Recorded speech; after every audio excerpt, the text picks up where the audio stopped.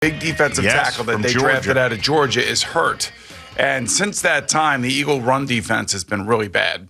And now is the time that you want to play them, especially, against their defense. I didn't think the defense played all that great last night, and James Robinson, rookie running back for the Commanders, just ran over them. The amount of plays that they ran in the first half, the Commanders, compared to the Eagles, just showed you all you needed to know that, you could control the ball against the Eagles. And welcome to the party, like I said, to the Commanders, because they're 5-5 now, and there are two divisions in the NFL where everybody in that division is either 500 or better, and that happens to be the AFC and NFC East. And, of course, the Giants and the Jets are both a part of those divisions. That is right. And which is really amazing. So when you think about what we saw last night, you realize that there are vulnerabilities against a team that was undefeated going into last night's game. They could be thrown against, they could be run against, and Taylor Heineke played well last night. I mean, he had one bad interception. I thought, oh my, here we go. We're in the second half. He's throwing interceptions again. But I think that the Eagles were more than happy to give the ball back to the Commanders. And ultimately, the Eagles were plus 18 going into last night's game with the turnover differential, and they were number one in the league. And last night they lost that turnover battle as they turned the ball over 4 different times. And that's the key stat for all coaches. It's one of the reasons why Brian Daboll has been all over Daniel Jones since week 1. Stop turning the ball over. That's why we're all over Zach Wilson of the Jets. Don't turn the ball over. If you just play a clean game and can hold on to the football, more teams will lose games than other teams will win games. And last night, if you ask me, the Commanders outplayed the Eagles. Don't get me wrong. I don't want to take anything away from them. But when you turn the ball over the way the Eagles did, you've lost the game. And that's exactly what happened. So now the Commanders are in the party. And they are no longer an afterthought. They're no longer, hey, we're going to win that game because they're on our schedule.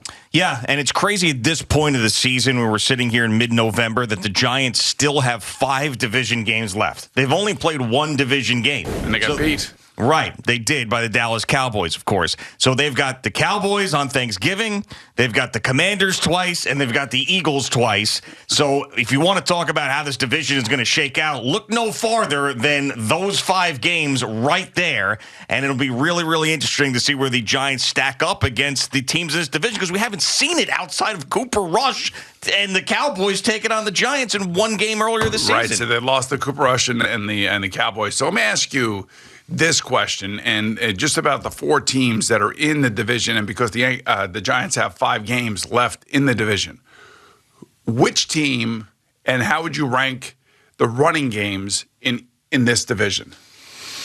Well, that's interesting. I mean, I think that the Giants have a great running game, and Saquon Barkley is having a Pro Bowl season. So I would put the Giants right up there. I think that the Eagles, with the way that they have played outside of last night, it's been a balanced attack. I'd probably put the Eagles second. Brian Robinson was good last night, but I can't put them third. I would then go Cowboys with Pollard when Zeke gets healthy, and then the Commanders fourth. That's what I would do. So that's the running game. Yeah. Now, how about the passing game? Giants fourth. Easy. I would say Jalen Hurts and the Eagles first. I'd put the Cowboys second, the Commanders third, and the Giants fourth. Okay, do you disagree with any of this? No, I don't. I mean, you're on it. I mean, we sit here each and every week and we discuss these things, and I'm just trying to put this whole thing in perspective that the Commanders are a real team, and Chase Young will come back. We all thought that he was going to play last night, and he didn't play last night. They got a damn good defense, and Joe and Troy were talking about it last night. Their defensive line, especially their interior too. That Jonathan Allen's a pain in the ass. So when they get Chase Young back, they're going to be wholly there. And I'm sure that Ron Rivera told his team last night after the game, see, I told you guys we could play with any of these teams. We could play, hell, they took the Vikings all the way until the fourth quarter. Right, but the Vikings had to come back. Right, they did. They were up 17-7, and they ended up losing that football game. The Commanders did. So yeah, I mean, there's no doubt. Commanders are a pain in the ass. Yeah, is what sure. They are. Yeah, that's right. I mean, they're definitely not a pushover.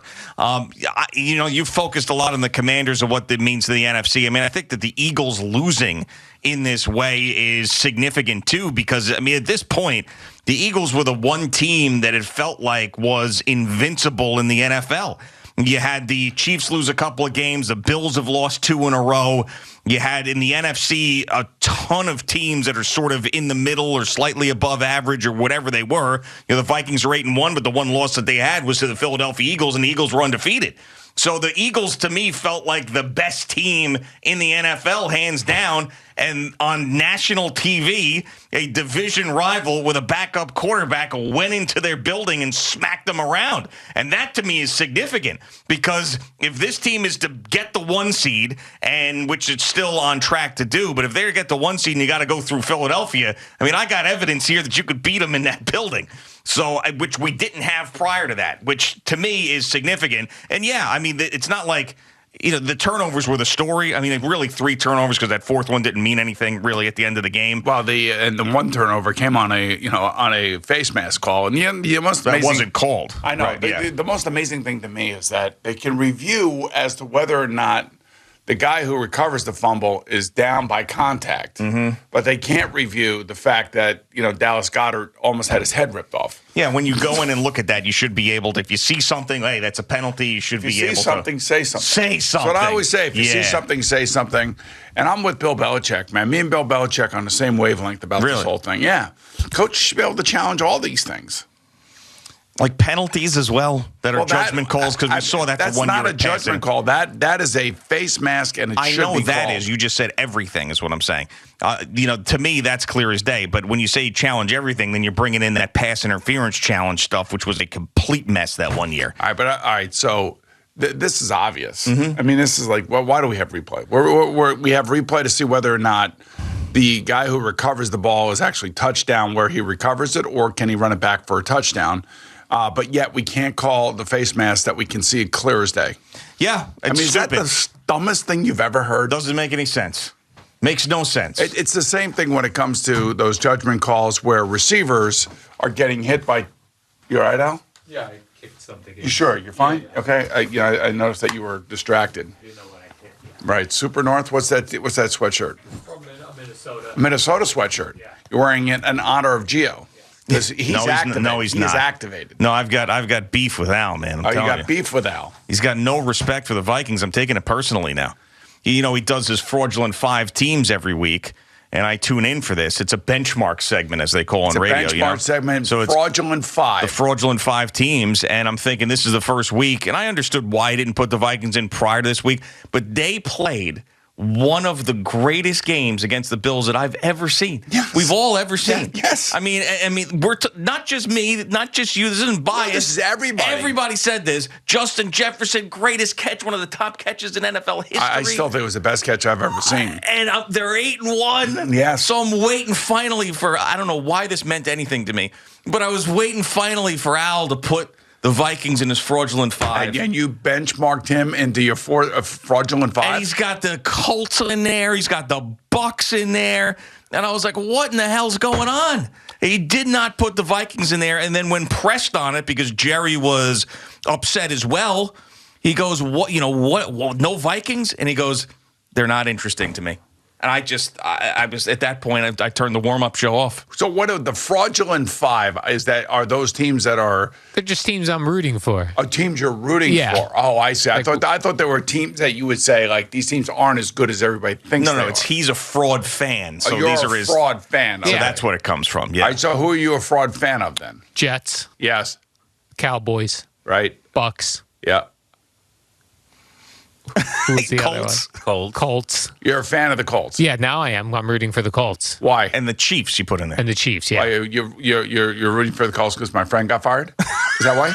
Yes. Because everyone was yelling about Jeff Saturday. Yeah, I mean, see, now I'm rooting for him. Very passive aggressive. Your friend gets fired there at the Colts. Now he's got the Colts in his list. He's got the Vikings out. So this is about us, is what I really. I see what's going on. But Gio is a longtime Viking fan and just now has been activated. So you would expect a non-fan to still take an additional week to be activated. He has been bitching for years about this team. Just like the Jet fan, just like the Giant fan, although the Giant fan has the hardware, the Jet fan really doesn't. So Gio's gone all Jet fan on us and has been bitching for years about his team. Absolutely, and rightfully so. That's what people do. The amazing thing is you've had 2 of the greatest games ever. You had the Minneapolis Miracle against the Saints, and then you had this past week against the Bills. Yeah, those are two great games on the right end of those. Yeah, those are two unbelievable games. Yeah, on the right end of both of those. You were activated after that Minneapolis Miracle too. You were activated going into that game too, by the way. Yeah, and then even though I thought that they weren't going to beat the Eagles, you convinced me to. In that NFC Championship game, you convinced me to get excited about it because you brought all this stuff back. Well, why wouldn't I? Because they always lose an NFC Championship game. And then I was like, all right, they're going to win. And they go right down the field, score a touchdown, and get killed the rest of the game. But anyway, none of that matters because Al's not interested in the 8-1 Minnesota Vikings. If the Vikings beat the Cowboys this week, 425 on CBS, by the way. Yes, it is. Huge game. Will they be in there? Is that fair? They may replace the Cowboys. Okay. Can I ask you a question? Why aren't the 49ers in there? Not interested yet. Not interested yet with Christian McCaffrey? Yeah. Debo Samuel to like Brandon Ayuk, George Kittle. Come on, man. These guys are great. But I have a deep Nick Bosa.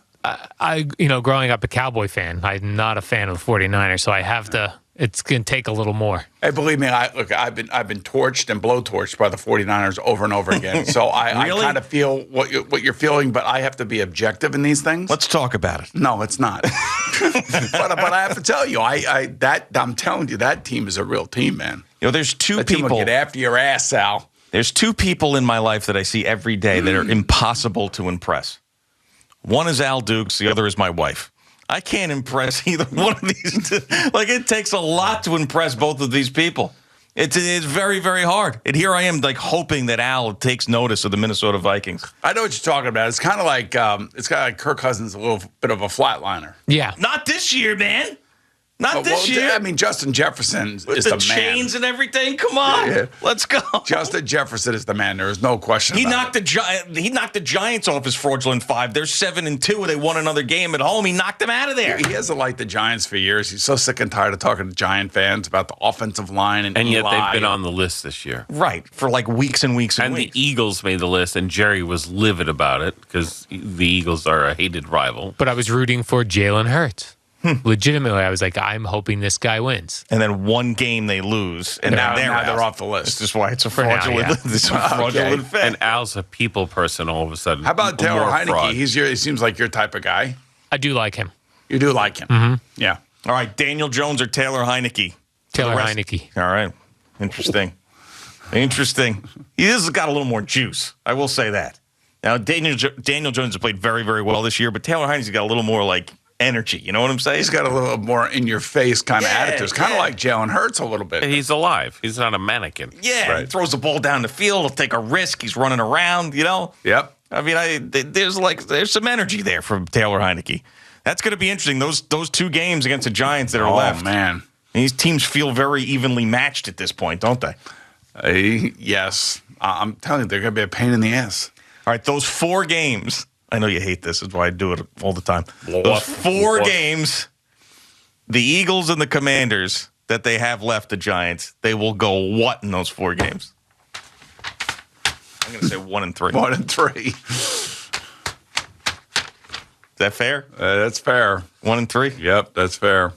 Giant fans all pissed off right now. I can just feel it. I mean, I understand it. Of course they are. I'd be too, but it is what it is. I mean, we saw the Commanders basically control the entire first half of last night's game. Yeah, I know, but this is the problem. We're so reactionary to what we see, but none of it makes any sense, and none of it ends up mattering. A recency bias. Of course. Yes. So, we're saying this now, but, I mean, we just saw the Giants beat the Texans. They're 7-2. They're having this great year, but we just saw the Eagles lose, so now all of a sudden the Commanders are the hot team that we're talking about.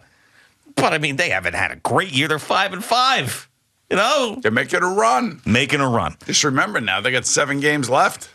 That's a lot. That's a lot of football to be played there, G. Yeah, it is. So I know that they've got.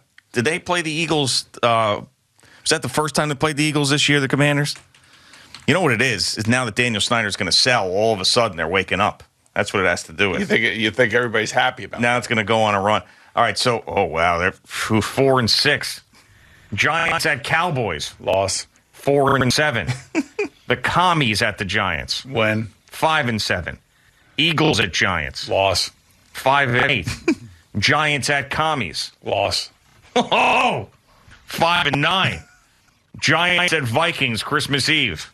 Oh, that's a loss. 5-10 we got now. Frank Reich and his Colts traveling to MetLife on New Year's Day. That's a loss. 5-11. Jeff Saturday. And then Giants at Eagles. Right now, I'll say a loss. Okay, so 5-12. Yeah. So you've got them going 2-11 the rest of the way. That was a tape, by the way. Yes, of course it was. We just want to make sure people are like, what are you talking about? I got 7 wins. All right. So the commies, oh, man, they got the Texans and the Falcons next. Can you smell 7-5? 7-5. They are now firmly entrenched at the table. They're at the table. They're at the table right now. Thank you for watching. Please like, comment, and subscribe. And don't forget to hit the red bell so you're notified when we have new content.